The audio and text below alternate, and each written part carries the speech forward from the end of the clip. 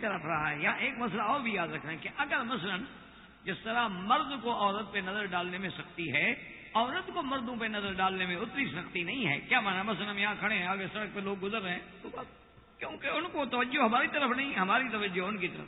نہ اس عورت کا ان سے کسی ربط کا امکان ہے. اس سڑک پہ لوگ ہیں، جا رہے ہیں، ہم حج کے لیے جا رہے ہیں، سڑکیں بھری ہوئی ہیں تو عورت کیا کرے؟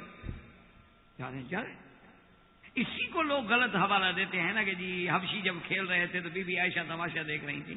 بھائی سوال یہ ہے کہ وہ تو حضور کے کندھے پہ سر رکھ کے کھڑی ہے، اور حبشی جو ہے وہ تیر اندازی کر رہے ہیں، اور وہ کرمی مسجد رسول اللہ میں رہے ہیں اور حضور کے پردے میں اوڑھ کے کھڑے ہو کے دیکھ رہے ہیں، تو اس سے تو کوئی بھی منع نہیں کرتا، کیونکہ اس کھیل میں نعوذ باللہ نہ کوئی نفسانی خواہشات ہیں، نہ کوئی شہوانیت کی بات ہے، بلکہ وہ تو ایک تربیت ہے، اور تربیت بھی وہ جو انسان کی عزت و عزت کے لیے کام آنے والی چیز ہے، استعداد جہاد ہے.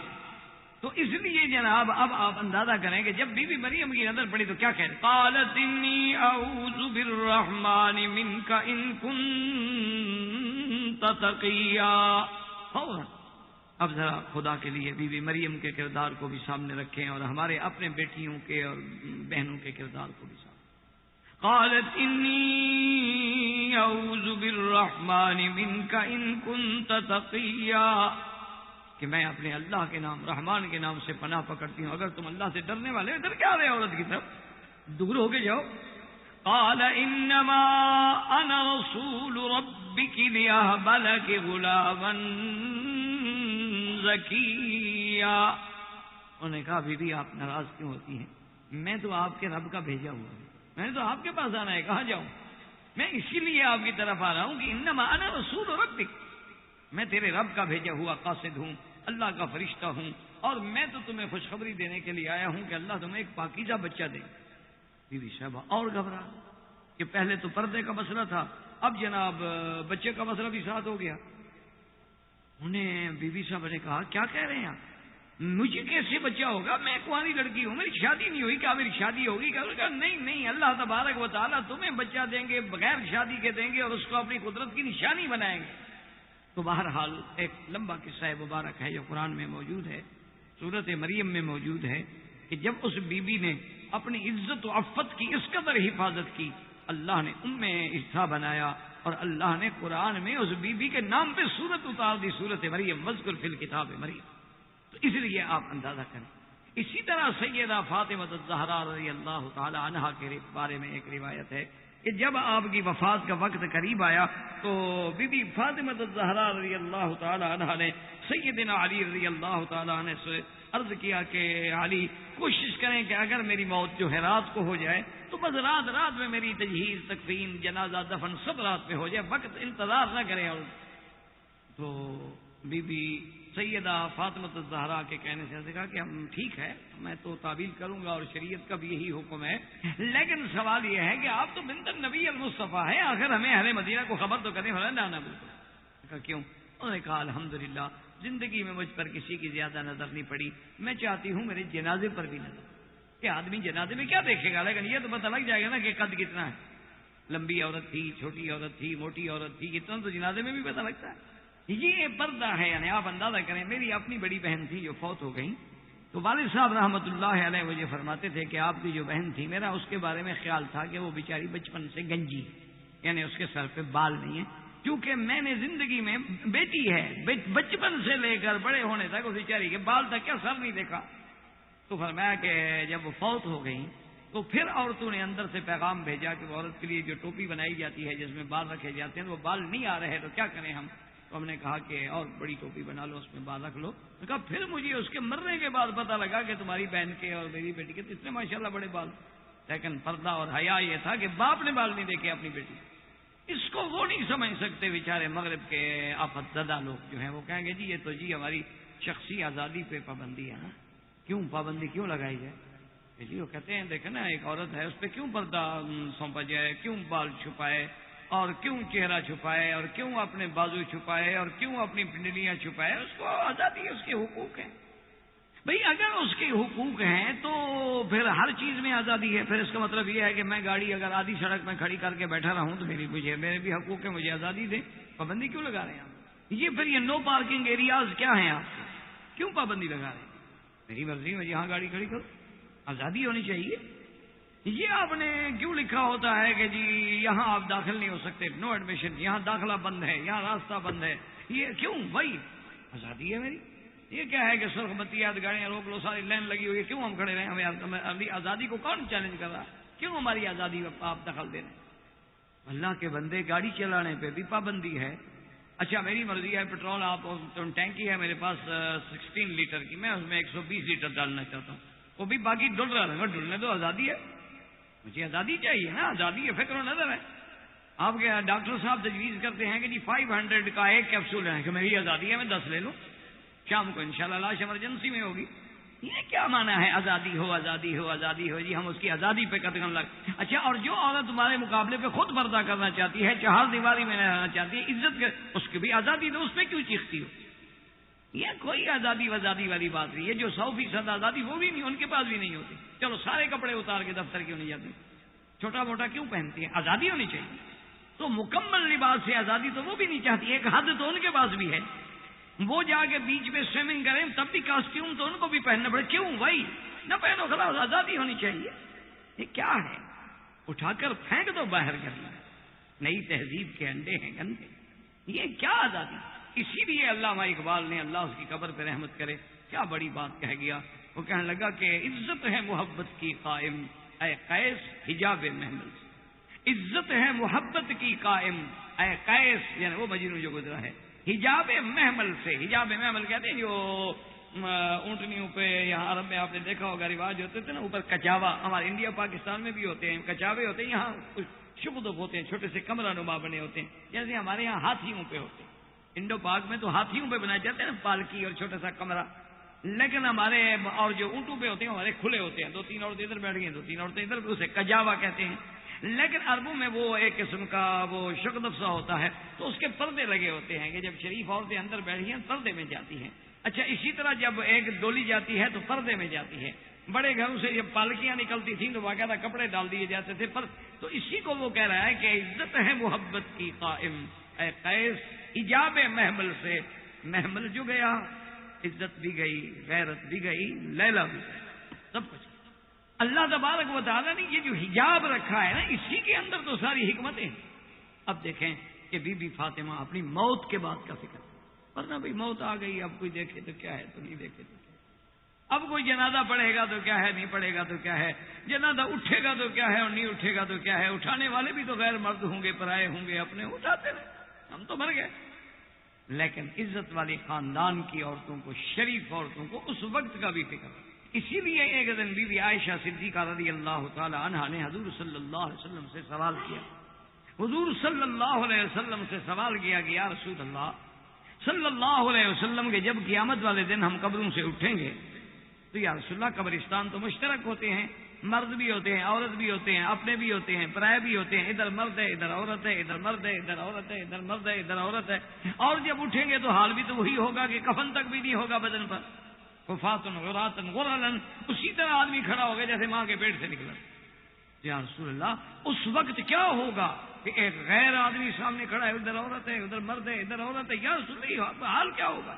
حضور نے فرمایا عائشہ کیا بات کہہ رہی ہو, وہ دن تو ایسا شدید ہوگا کہ آنکھیں جس کی اوپر ہوں گی تو نیچے نہیں ہو سکیں گی, نیچے ہوں گی تو اوپر نہیں اٹھ سکیں گی, اور ہر آدمی جو ہے وہ اپنے اس دہشت قیامت سے اس کا دماغ اڑ جائے گا. یوم یفر المرء من اخیہ و امہ و ابیہ و صاحبتہ و بنیہ لکل امرئ منہم یومئذ شأن یغنی. عائشہ اس وقت کسی کو ہوش ہوگا کہ کسی کو نظر ڈالے؟ ترا کل امت جاثیہ کل امت تدعی الی کتابہا. اس دن کس کو طاقت ہوگی؟ لیکن شریف عورت کو تو اس دن بھی پردے کا خیال ہے کہ جب ہم قبر سے اٹھیں گے تو پردے کا کیا ہوگا. تو اسی لیے آپ اندازہ فرمائیں اللہ تبارک و تعالیٰ کا اسلام, اللہ کا دین جو ہے وہ پابندی لگاتا ہے. حضور نے فرمایا کہ جب ایک عورت غیر مرد کے ساتھ اکیلے کسی کمرے میں ہو یا کسی جگہ ہو تو تیسرا شیطان ہوتا. اس لیے حکم ہے کہ لا یخلون امرأۃ, خبردار کوئی عورت کسی غیر مرد کے ساتھ الگ نہ بیٹھے. جب الگ بیٹھو گے نہیں تو بعد ہی سے پابندی شروع ہو گئی. اسی لیے حکم ہے کہ لا یسافر امرأۃ بغیر محرم, کہ کوئی عورت جس کا اللہ اور آخرت بھی ایمان ہے بغیر محرم کے کبھی سفر نہ کرے. اسی طرح اللہ نے حکم دیا کہ ولا یضربن بارجلہن, کہ خبردار عورت جب چلے تو اپنے پاؤں کو زمین پہ مار کے نہ چلے، لِيُعْلَمَ مَا يُخْفِينَ مِن زِينَتِهِنَّ، تاکہ اس کے پاؤں میں جو پازیب ہے، اس کے پاؤں میں جو زیور ہے، اس کی کھنک جو ہے دوسروں کے کانوں میں نہ آئے۔ اب دشمن بھی کتنا چالاک ہے، اسلام نے کہا کہ عورت کی پازیب کی جھنکار کوئی نہ سنے، اس نے بولنے والے جوتے پہنوا دیے ہیں کہ جوتے بولتے رہے، پازیب کی جھنکار کی کیا ضرورت ہے؟ اب جوتے جو ہے نا وہ جناب ہیلو ہیلو کریں گے، آئی لو یو کہیں گے، وہ تو پہ لگی سب، کیونکہ پہلے محبت اوپر سے شروع ہوتی تھی نا، اب نیچے سے شروع ہوتی۔ اسی لیے کسی فلسفی نے لکھا ہے کہ میں سمجھتا نہیں، حیران ہو رہا ہوں، اس نے کہا کہ اب عرب کا بھی یہی حال ہے اور عجم کا بھی یہی حال ہے کہ مردوں کے کپڑے نیچے ہوتے جا رہے ہیں اور عورتوں کے اوپر ہوتے جا رہے ہیں۔ اس نے کہا پتہ نہیں کہ حد کہاں آئے گی، مرد کہاں تک نیچے جائیں گے اور عورت کہاں تک اوپر جائے گی۔ اب آپ دیکھیں نا جو فیشنیبل لوگ ہیں ان کا توپ نیچے ہو اور پینٹ جو ہے وہ بوٹ کے آدھی نیچے ہو، اور کبھی بیچارے کو مجبوراً کام کرنا پڑے تو 3-4 دفعہ اوپر چڑھانی پڑتی ہے۔ تو اب اسی طرح یعنی اب مردوں کا لباس نیچے ہوتا جا رہا ہے اور عورت کا، اسی لیے عورتوں کا تو اب شلوار اور ان کے پاجامے اب جو نئے آئے ہیں نا جی، وہ ماشاءاللہ ٹخنے سے اوپر ہوتی ہیں، اب سب دیکھ ہو رہی ہیں ماشاءاللہ، اب اسلام پہ چلنے لگی، اس لیے انہوں نے پاجامہ اور شلوار کا نام بھی مولوی پاجامہ رکھوایا ہے، اس کا نام ہے مولوی پاجامہ، اس کا مولوی بیچارہ ٹخنے سے اوپر پہنتا ہے نا۔ یہ میں کہتا نہیں کسی ڈیزائنر سے آپ پوچھ لیجیے گا کہ کیا واقعی مولوی پاجامہ کہا جاتا ہے، گرارا مولوی کہا جاتا ہے۔ آرڈر دے کے ٹیلی فون پہ ساتھ ہنستی بھی ہیں۔ ایک آدمی مجھے کہنے لگا مکی صاحب ایک بات مجھے سمجھ نہیں آئی، میں نے کہا کیا ہو گیا؟ میرے وہ ایک دوست ہے بہت اچھا قاری ہے، بہت اچھا قرآن پڑھتا ہے ماشاءاللہ، اللہ نے آواز دی ہے اور اللہ نے لہن بھی دیا ہے اور اللہ نے قرات پڑھنے کا بہت اچھا، ایک دفعہ پڑھا تو امام حرم میرے ساتھ تھے، ہم باہر گئے ہوئے تھے تو نماز انہوں نے پڑھائی، تو جب وہ قرآن سنا تو امام حرم دنگ رہ گئے، کہنے لگے ماشاءاللہ ماشاءاللہ، اللہ نے آپ پر خصوصی فیض کیا، آپ نے کہاں سے پڑھا؟ پاکستانی آدمی ہوں۔ میں نے کہا یار اتنا اچھا تم قرآن پڑھتے ہو؟ انہوں نے کہا بس اللہ کی مہربانی ہے، مجھے اساتذہ نے پڑھایا، پڑھائی میں پاکستان میں ہوں، نہ میں نے عرب دیکھا ہے نہ میں نے مصر دیکھا ہے۔ یعنی امام حرم اتنے خوش ہوئے، اتنی دعائیں دی انہوں نے، کیونکہ ہم ہوٹل میں تھے اور ہوٹل سے مسجد پہنچتے پہنچتے ایک رکعت نکل گئی، اپنا تو امام حرم خود نماز پڑھاتے، لیکن چونکہ پروگرام میں شامل نہیں تھی یہ بات، وہ ہمارے قاری صاحب پڑھا رہے تھے، تو امام صاحب اتنے خوش ہوئے کہ انہوں نے کہا کہ یار خام خواہ پھر جب بھی تم اکٹھے ہو نا تو نماز تم پڑھایا، تمہاری قرات مجھے بہت اچھی۔ تو وہ مجھ سے ایک دن مسئلہ پوچھنے لگا، کہنے لگا مکی صاحب یہ ایک بات یہ ہے کہ ہم جہاں سے گزرتے ہیں، اپنے ملک میں جائیں، اپنے علاقوں میں جائیں، یا اس نے کہا کہ دیکھیں اب ہانگ کانگ کتنا آزاد ملک ہے، کتنی آزاد روی ہے، اسی طرح جہاں بھی ہم جاتے ہیں یہ عورتیں ہمیں دیکھتی ہیں تو پردہ کر لیتی ہیں اور کسی سے پردہ نہیں کرتی، کیا وجہ ہے؟ انہوں نے کہا کہ آپ یہ فلسفہ مجھے بتائیں کہ بھئی کیا آخر ہم بھی انسان ہیں، ہم بھی دیکھنا چاہتے ہیں، اگر یہ حسن دکھانا چاہتی ہیں تو ہم بھی تو نظارہ کرنا چاہتے ہیں، آخر کو مردہ دل تو ہم بھی نہیں ہوتے نا، ہم بھی کھانا کھاتے ہیں، ہم بھی یہ گندم کھاتے ہیں، ہمارے اندر بھی اس کے اثرات آئیں گے، لیکن یہ آخر ہم سے جب پردہ کر لیتی ہیں تو پھر ہمیں بھی شرم آتا ہے کہ یار وہ عورت پردہ کر رہی ہے، تم مولوی ہو حیا کرو، تم بھی کچھ پردہ کرو، لیکن مجھے وجہ سمجھا۔ میں نے کہا وجہ یہ ہے کہ وہ مرد صرف مولوی کو سمجھتی، داڑھی والے کے بغیر اس کو وہ مرد تصور ہی نہیں کرتی ہیں، تو وہ بیچاری کیا پردہ کریں، تو اس لیے انہوں نے کہا، تو میں نے کہا اس کی وجہ یہ ہے کہ داڑھی ہو تو مرد ہو نا، بغیر داڑھی کے تو اس کی بہن ہے، عورت لگتی ہے اس کو، تو بہن سے کون پردہ کرتا ہے؟ جب بھی کوئی پردہ کرے گا تو بابا کسی بھائی سے کرے گا نا، مرد سے کرے گا نا، اپنی بہن سے بیٹی سے بھی بلا کو پردہ کرتا ہے۔ وہاں سے مثلا ایک آدمی آ رہا ہو، بال بھی اس کے اسی طرح ہو ماشاءاللہ، اور نیچے جناب وہ اس نے جین پہنا ہوا ہو اور اوپر اس نے پھٹی پرانی بنین، وہ جو کبھی کسی اپنا گانے والے نے پھینکی ہو، وہ لیرا ہو چکی ہو، آج کل فیشن اس کو کہتے ہیں۔ مائیکل جیکسن جب آتے ہیں نا پہلے بنین پھینکتا ہے نا، وہ پھر جناب ہائے کر کے لڑکیاں لیتی ہیں، وہ نظارہ دیکھنے والا ہوتا ہے، ہم مولوی دیکھ لیتے ہیں ذرا پردے سے۔ فرق اتنا ہوتا ہے کہ ذرا اوٹ سے پردے سے، آپ مانتے نہیں، میں ایک بڑا غلط مولوی ہوں جو مان بھی لیتا ہوں۔ تو کسی نے پوچھا تھا نا اقبال سے کہ شیخ کا اور آپ کا کیا فرق ہے، اس نے کہا میں کہتے تھے ہم نکلے کہ وہ آ رہے تھے اور میں نکل رہا تھا، فرق اتنا ہے۔ انہوں نے کہا فرق کہ شیخ کا اور آپ کا کیا فرق ہے، اس نے کہا میں کہتے تھے ہم نکلے کہ وہ آ رہے تھے اور میں نکل رہا تھا، فرق اتنا ہے۔ انہوں نے کہا فرق صرف اتنا ہے کہ بھی خلاف شرع شیخ تھوکتا نہیں لیکن اندھیرے اجالے میں چکتا نہیں۔ انہوں نے کہا کہ تھوک ڈالے ادھر کعبہ شریف، لا حول ولا قوت، تھوک پر تو بیچارہ دین کی پابندی کرتا ہے، لیکن اندھیرے اجالے میں جو موقع ملے سبحان اللہ۔ تو بہرحال میرے کہنے کا مقصد یہ ہے کہ اللہ پاک رحمت فرمائے کہ اب دیکھیں اسلام نے کیا پابندی لگا دی، اللہ اکبر۔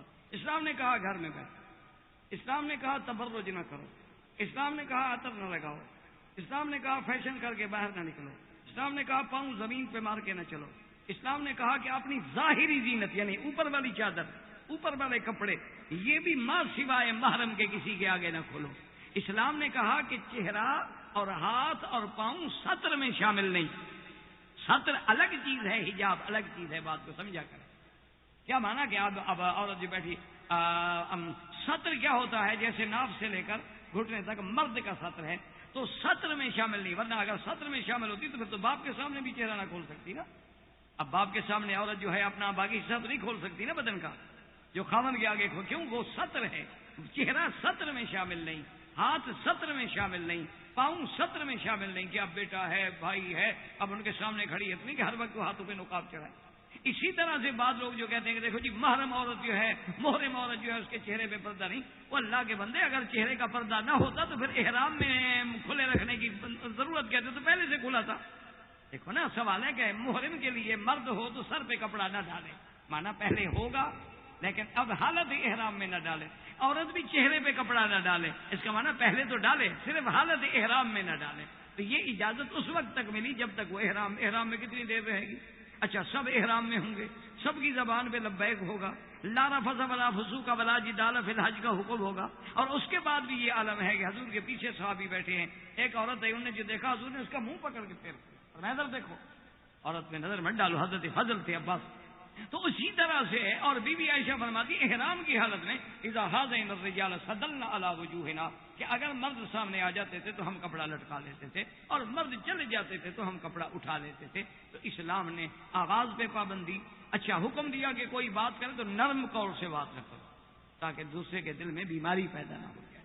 اور یہ جو کہتی ہے نا کہ ولا یبدی زینت، زینت کا معنی ہے کہ ظاہری قد ہے، اب وہ تو نہیں چھپا سکتی، اب اس کے ہاتھ ہیں وہ تو نہیں چھپا سکتی، لیکن کن کے؟ اچھا، ایک حکم جو آپ قرآن میں ہمیشہ پڑھتے ہیں کہ مرد کو حکم دیا جاتا ہے کہ غضوا من ابصارہم، کہ اپنی آنکھیں نیچے کر لیں۔ اچھا، عورتوں کو حکم دیا جاتا ہے کہ غیر مرد آئے یغضضن من ابصارہن، یہ بازار میں جانے کا حکم نہیں ہے کہ بعض لوگ پھر اعتراض کرتے ہیں وہ جی عورت نظر نیچے کر لے، مرد نظر نیچے کر لے تو ٹکرا جائیں گے جی بازار میں جاتے ہیں، وہ جی وہاں ایکسیڈنٹ کا خطرہ ہے۔ پہلے سڑک پہ کیوں جاؤ گے ایکسیڈنٹ ہو؟ سڑک پہ جاؤ گے، گاڑی چلاؤ گے تو ایکسیڈنٹ ہوگا، آپ نکلے نہیں گئے تو۔ اصل بات سمجھیے، یہ حکم ہے گھر میں، یہ باہر کا حکم نہیں۔ اصل قرآن کو سمجھو، قل للمؤمنات یغضضن من ابصارہن ویحفظن فروجہن، اور قل للمؤمنین یغضوا من ابصارہم ویحفظوا فروجہم ذلک ازکیٰ لہم، یہ گھر کا حکم ہے، داخل کا حکم ہے کہ اپنے گھر کے اندر بھی ہو تو مومن نظر نیچے رکھے، مومنہ عورت نظر نیچے رکھے، چاہے بہن ہے، یہ نہیں کہ آنکھوں سے آنکھیں ٹکرا کے بات کر، یہ نہیں کہ چاہے تیری بیٹی ہے تم آنکھوں میں آنکھیں ڈال کے اس کے حسن پر نظر ڈالنا، نظر نیچے رکھو، یہ گھر کا حکم ہے۔